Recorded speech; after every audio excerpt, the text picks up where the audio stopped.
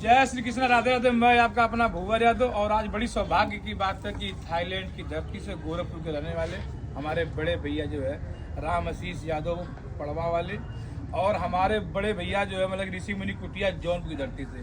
तो मैं सारे भाइयों को मैं चाहता हूँ कि हमारा भाई छोटा ब्लैक बेल्ट पहलवान जो है 120 किलो इनका वजन है और 65 केजी का नार उठाकर सभी भाइयों को तार ठोक के दिखा दो कि यादव के शरीर में कितनी गर्मी होती है, कितनी ताकत होती है।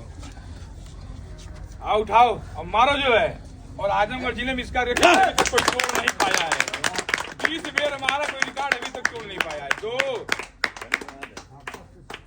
3 वाह।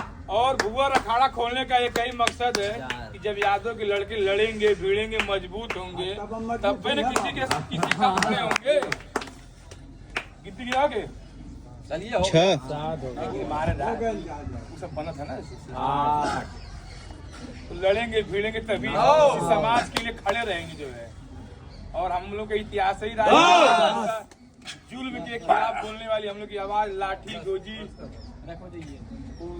क्या सह जियो।